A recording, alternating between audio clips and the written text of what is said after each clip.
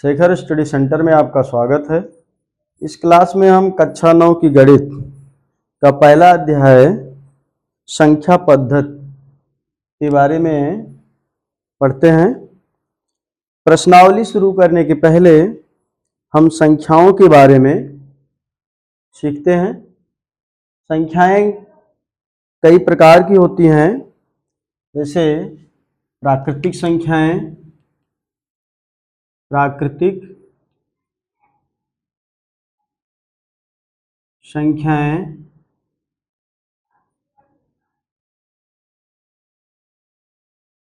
पहला जिसको इंग्लिश में नेचुरल नंबर्स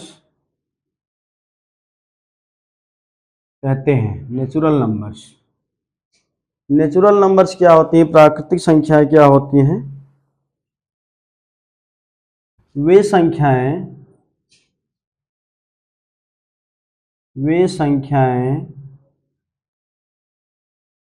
जिनका उपयोग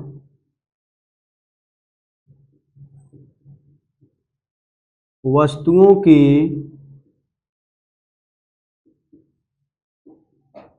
गणना करने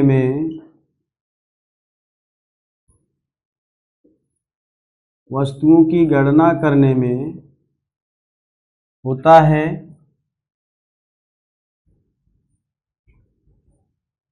प्राकृतिक संख्याएं कहलाती हैं।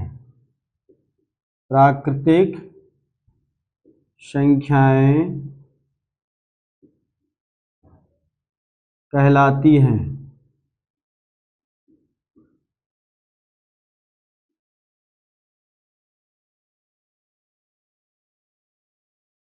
तो प्राकृतिक संख्याएं ऐसी संख्याएं होती हैं जो वस्तुओं की गणना करने में प्रयुक्त होती हैं। जैसे, और इनका जो है सिंबल क्या होता है, इन्हें कैपिटल एन से प्रदर्शित करते हैं।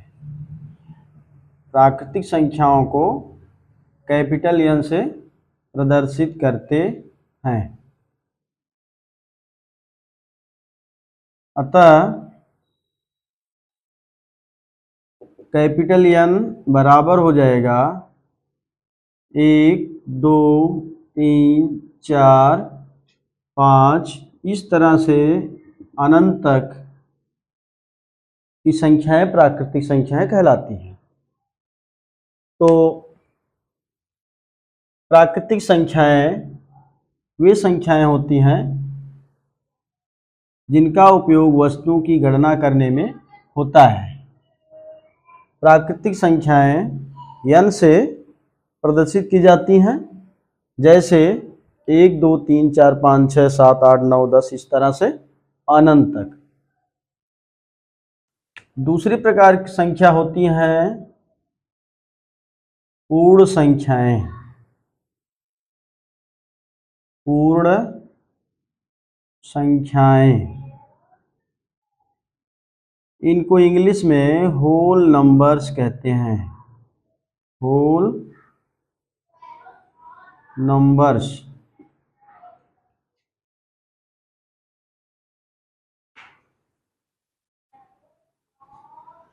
पूर्ण संख्याएं क्या होती हैं? इन प्राकृतिक संख्याओं के साथ जब शून्य को भी शामिल कर लेते हैं, प्राकृतिक संख्याओं का जो समूह होता है 1, 2, 3, 4, 5, 6, 7, इस तरह से अनंत तक, उनके साथ शून्य को जब शामिल कर लेते हैं, संख्याएं पूर्ण संख्याएं कहलाती हैं। लिखेंगे वे संख्याएं, या ऐसे कहेंगे, जब प्राकृतिक संख्याओं के साथ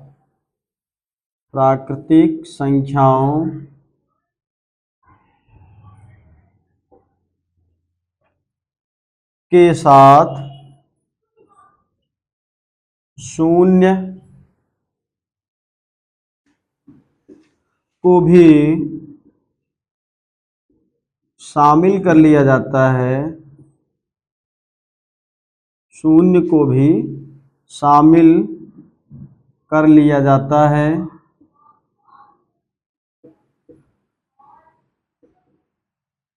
तो उन्हें पूर्ण संख्याएं कहते हैं। पूर्ण संख्याएं कहते हैं। पूर्ण संख्याओं का सिंबल होता है W। इन्हें मतलब पूर्ण संख्याओं को W से प्रदर्शित करते हैं।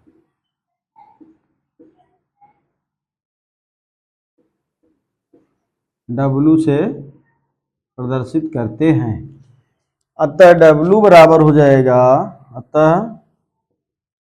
W बराबर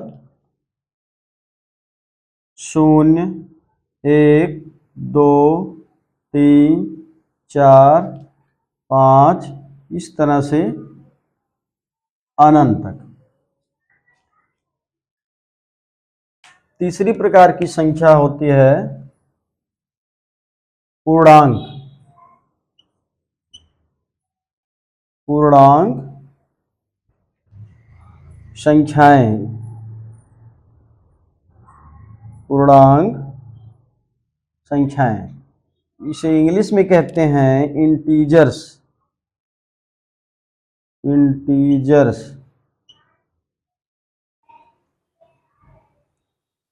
अब इंटीजर्स क्या होती हैं? प्राकृतिक संख्याओं में शून्य को शामिल किया गया तो पूर्ण संख्याएं कही जाने लगी। अब जब पूर्ण संख्याओं के साथ ऋणात्मक संख्याएं जब शामिल हो जाती हैं तो उन्हें पूर्णांक कहते हैं। जब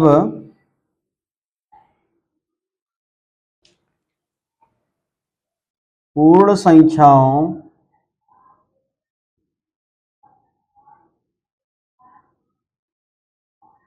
के साथ ऋणात्मक संख्याएं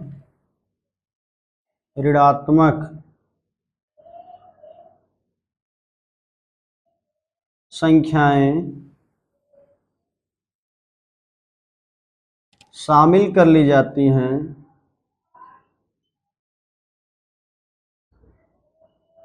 ऋणात्मक संख्याएं शामिल कर ली जाती हैं तो इन्हें पूर्णांक संख्याएं कहते हैं। पूर्णांक संख्याएं कहते हैं। अब पूर्णांक संख्याओं का सिंबल क्या होता है? आई। इन्हें आई।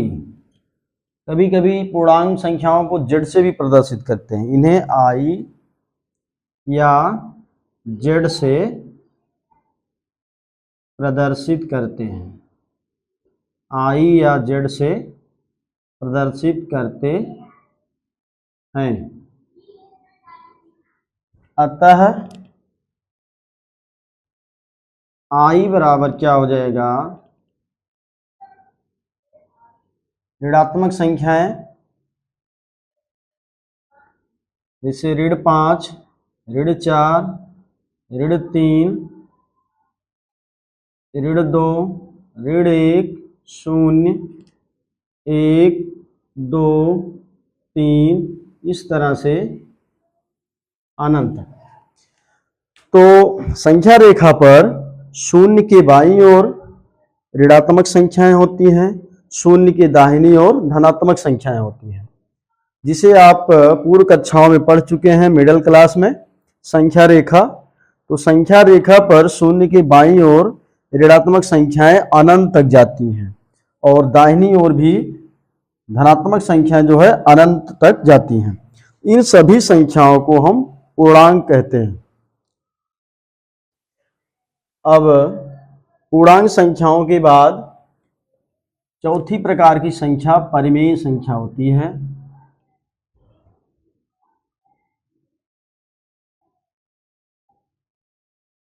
परिमेय संख्याएं। परिमेय संख्याएं इन्हें इंग्लिश में रेशनल नंबर कहते हैं। Rational numbers. Rational number, ratio मतलब भाग होता है, अनुपात होता है, तो उसी के आधार पर रेशनल नंबर्स बनी हुई हैं।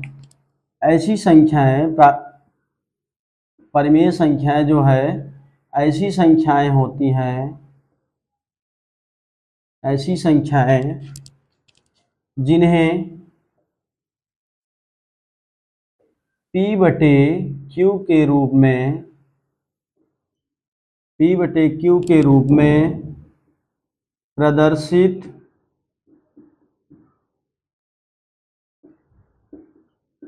किया जा सकता है, P/Q के रूप में प्रदर्शित किया जा सकता है, जहां P और Q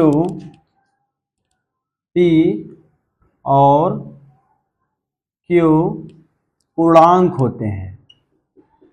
P और Q पूर्णांक होते हैं और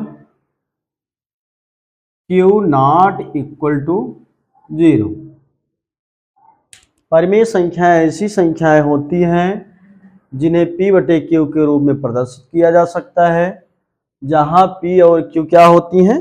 पूर्णांक होती हैं। पूर्णांक में ऋणात्मक संख्याएं, धनात्मक संख्याएं कुछ भी हो सकती हैं, और Q जो है शून्य नहीं होना चाहिए। एक बाउंडेशन है यही, Q जो है वो शून्य नहीं होना चाहिए, शून्य पूर्णांक नहीं होना चाहिए, क्योंकि शून्य भी एक पूर्णांक होता है।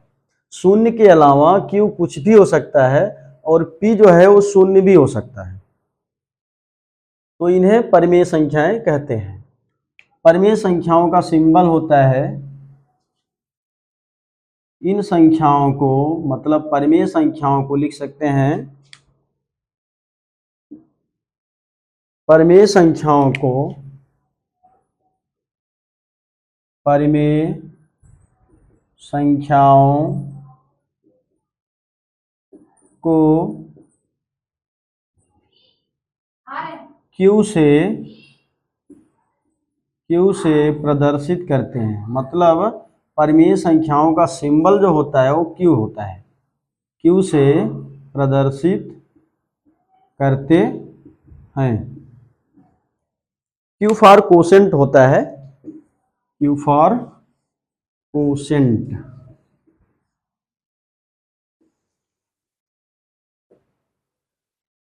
Q जो है कोसेंट से बना है, कोसेंट मतलब भागफल होता है, और रेशनल शब्द जो है रेशियो से बना है। रेशियो मतलब अनुपात होता है, रेशियो मतलब अनुपात, मतलब जब किसी संख्या को अंश और हर या बटे के रूप में लिखते हैं से अनुपात कहते हैं। तो इसको Q मतलब हो जाएगा ऋणात्मक संख्याएं, ऋण 3, ऋण 2, ऋण 1, 0, 1, 2, 3, इस तरह से अनंत तक। तो शून्य के दाहिनी ओर अनंत तक परिमेय संख्याएं और बाईं ओर अनंत तक। अब चूंकि ये पूर्णांक हैं, पूर्णांक को ही हम परिमेय संख्याएं बना सकते हैं। जैसे अब इसी को हम 1/2 लिख दिए, 2 को 2/4 लिख दिए, 3 को 3/9 लिख दिए, कुछ भी लिख सकते हैं।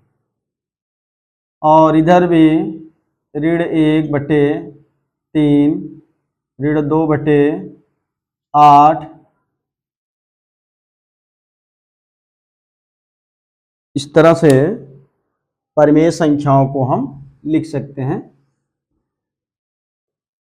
ऋणात्मक संख्याएं, धनात्मक संख्याएं, जैसे देखिए ऋण 3/6 लिख दीजिए, ऋण 2/8 लिख दीजिए, 0/5 लिख दीजिए, 1/2 लिख दीजिए, 3/10 लिख दीजिए, कुछ भी, मतलब ये सब परिमेय संख्याएं होती हैं। अब अपरिमेय संख्याएं, पांचवी प्रकार की संख्या है अपरिमेय संख्याएं।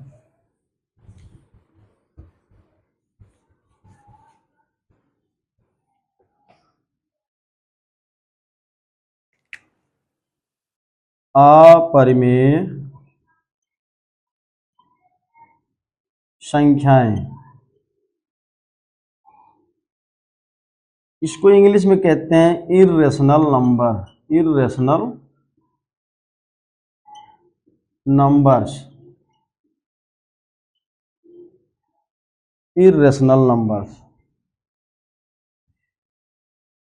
अपरिमेय संख्याएं क्या होती हैं? ऐसी संख्याएं जो परिमेय नहीं होती हैं। अपरिमेय संख्याओं को दो तरह से हम कह सकते हैं। पहला डिफिनीशन तो होगा, ऐसी संख्याएं जो परिमेय नहीं होती हैं उन्हें अपरिमेय संख्या कहते हैं। और दूसरी डिफिनीशन इस टाइप की हो सकती है, ऐसी संख्याएं जिन्हें P/Q के रूप में प्रदर्शित नहीं किया जा सकता है। ऐसी संख्याएं जिन्हें P/Q के रूप में प्रदर्शित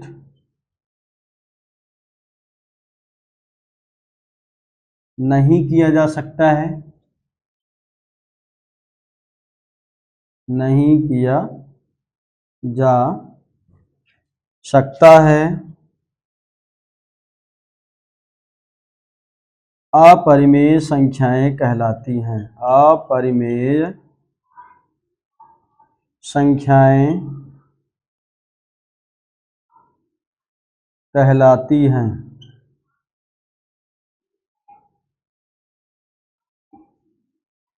इन अपरिमेय संख्याओं को, इन्हें सिंबल इनका जो है P होता है, नहीं तो Q डैश होता है। इन्हें P अथवा Q डैश से प्रदर्शित करते हैं। इनका सिंबल जो है P अथवा Q डैश होता है, प्रदर्शित करते हैं। अतः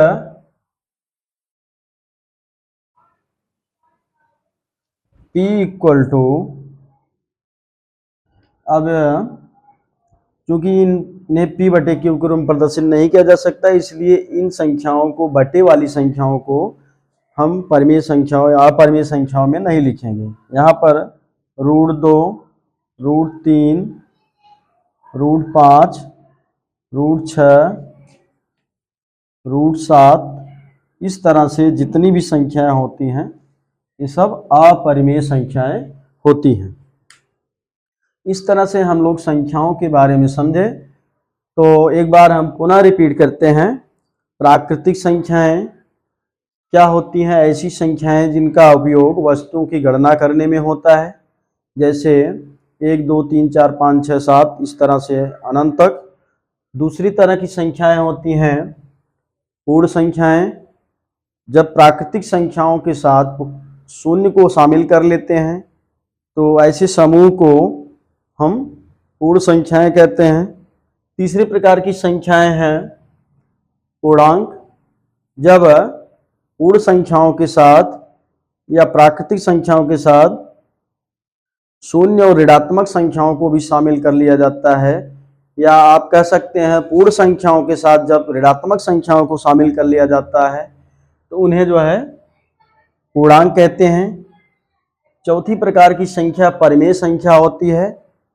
परिमेय संख्याएं ऐसी संख्याएं होती हैं जिन्हें P/Q के रूप में प्रदर्शित किया जा सकता है, जहां P और Q क्या होते हैं? पूर्णांक होते हैं, और Q कभी भी शून्य नहीं होना चाहिए।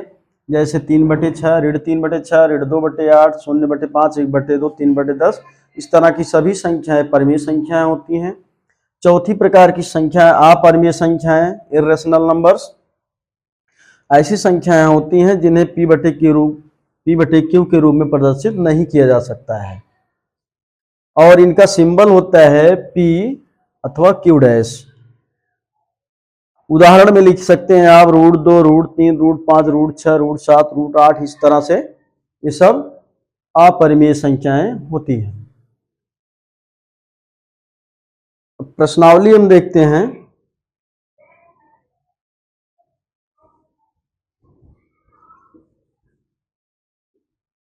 प्रश्नावली के प्रश्न को हल करते हैं। प्रश्नावली 1.1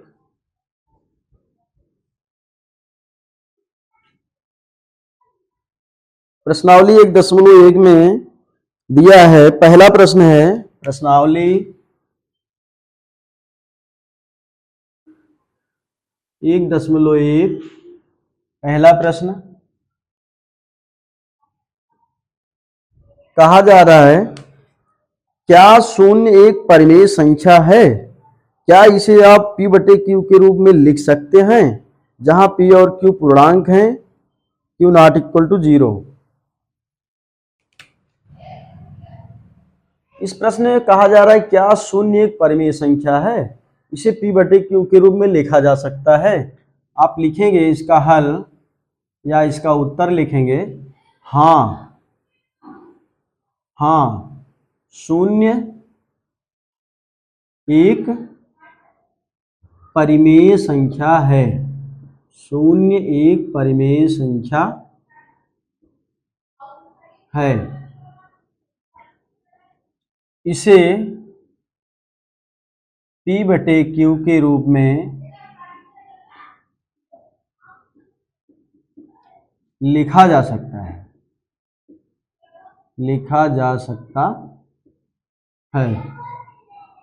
P/Q के रूप में लिखा जा सकता है। जैसे 0/2, 0/5, 0/8, 0/20, इस तरह से आप कुछ भी लिख सकते हैं, लेकिन हर में शून्य नहीं होना चाहिए, ध्यान रखिएगा। परिमेय संख्या P/Q के रूप में होती हैं, लेकिन Q कभी शून्य नहीं होना चाहिए। अंश में चाहे जहां शून्य लिखिए, लेकिन हर में शून्य नहीं होना चाहिए। इस तरह से प्रश्न नंबर 1 का हल होगा। और प्रश्न नंबर 2, 3 और 4 के बीच में 6 परिमेय संख्याएं ज्ञात कीजिए। प्रश्न नंबर 2 है,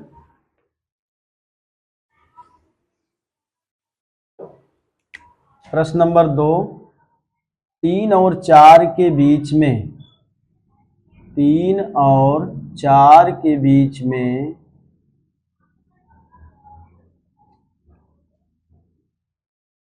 6 परिमेय संख्याएं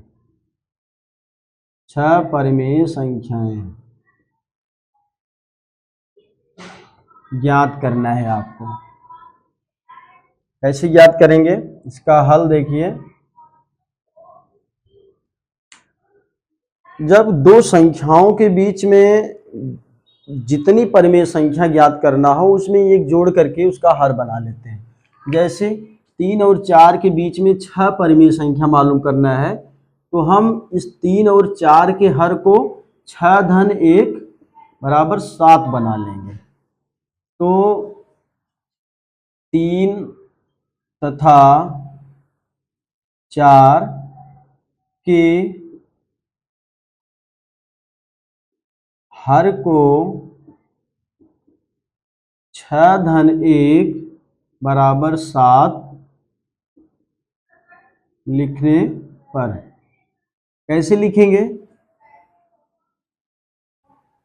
7 का अंश और हर में गुणा कर, 3 को हम 3/1 लिख सकते हैं। 3 मतलब 3/1, इसमें अंश और हर में 7 का गुणा कर देंगे, तो बराबर हो जाएगा 7×21/7। अब 4 को हम 4/1 लिख सकते हैं, इसके अंश और हर में 7 का गुणा करेंगे, 7×4 = 28/7। अब 3 बदल गया 21/7 और 4 बदल गया 28/7 में। अब इनके बीच 6 परिमेय संख्या हमको लिखना है, तो वे 6 परिमेय संख्याएं क्या होंगी? अब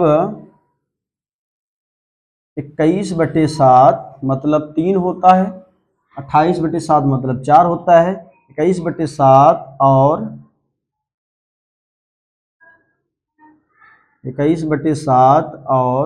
28/7 के बीच 6 परिमेय संख्याएं, 6 परिमेय संख्याएं क्या हो जाएंगी?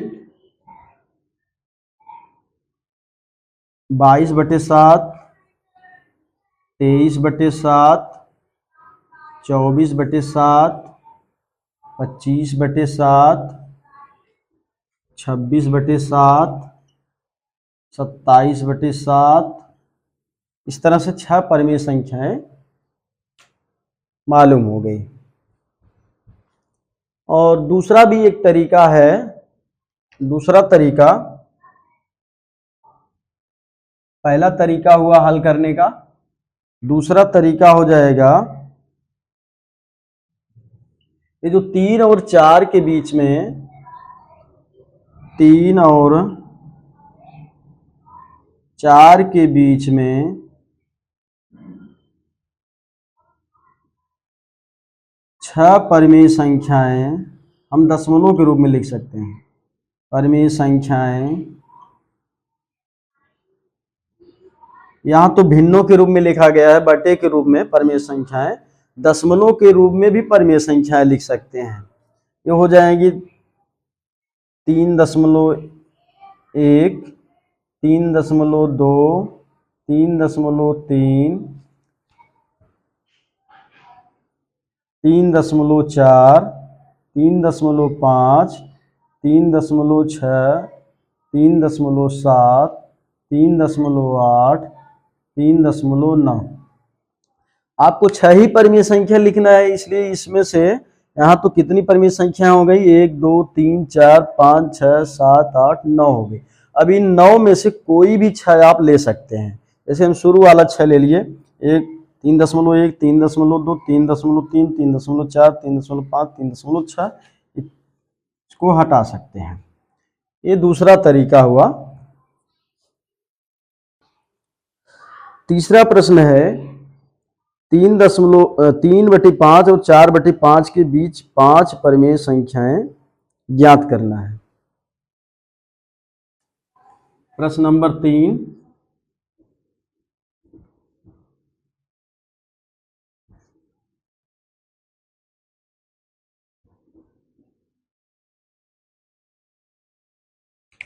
प्रश्न नंबर 3, इसमें 3/5 और 4/5 के बीच 5 परिमेय संख्याएं ज्ञात करना है। 3/5 और 4/5 के बीच 5 परिमेय संख्याएं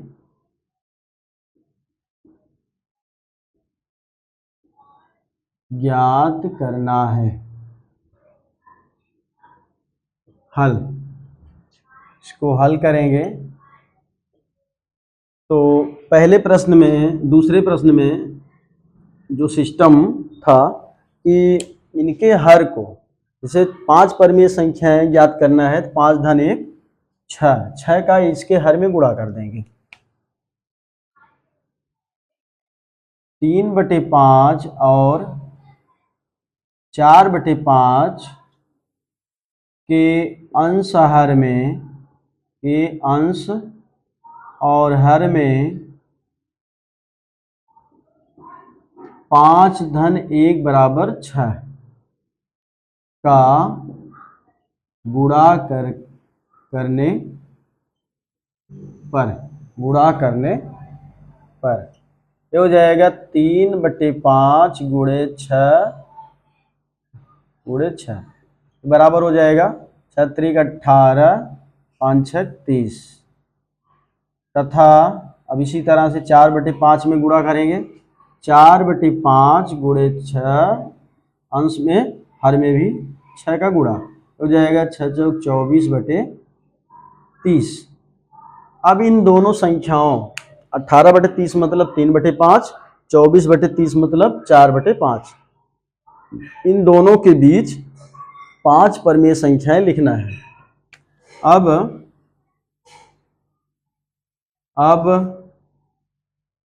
18/30 और 24/30 के बीच 5 परमेय संख्याएं, 5 परमेय संख्याएं क्या हो जाएंगी? क्रमशः लिखते जाइए। 19/30, 20/30, 21/30, 22/30, 23/30। ये आपको 3/5 और 4/5 के बीच 5 परमेय संख्याएं प्राप्त हो गई। प्रश्न नंबर 4 है, नीचे दिए गए कथन सत्य है या असत्य, कारण के साथ अपने उत्तर दीजिए। पहला है, प्रत्येक प्राकृतिक संख्या एक पूर्ण संख्या होती है। ये सत्य है। प्रत्येक प्राकृतिक संख्या एक पूर्ण संख्या होती है, ये सत्य है, क्योंकि प्राकृतिक संख्याओं में शून्य को शामिल करने से पूर्ण संख्या प्राप्त होती है। अतः प्राकृतिक संख्याओं का समूह जो है वो पूर्ण संख्याओं में पूरा का पूरा शामिल है।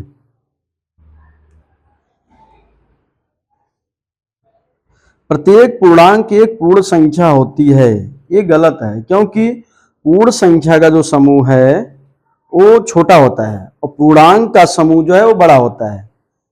इसलिए प्रत्येक पूर्णांक पूर्ण संख्या नहीं हो सकता है। तीसरा प्रश्न है, प्रत्येक परमेय संख्या एक पूर्ण संख्या होती है। ये भी गलत है, क्योंकि परमेय संख्या का समूह बड़ा होता है, पूर्ण संख्या का समूह छोटा होता है। पूर्ण संख्याएं, प्रत्येक पूर्ण संख्याएं परमेय संख्याएं हो सकती हैं, लेकिन प्रत्येक परमेय संख्या पूर्ण संख्या नहीं हो सकता है, इसलिए ये कथन गलत दिया है। इस तरह से प्रश्नावली 1.1 पूरा होता है। वीडियो अच्छी लगी हो तो आप लाइक, शेयर और सब्सक्राइब कीजिए। ओके।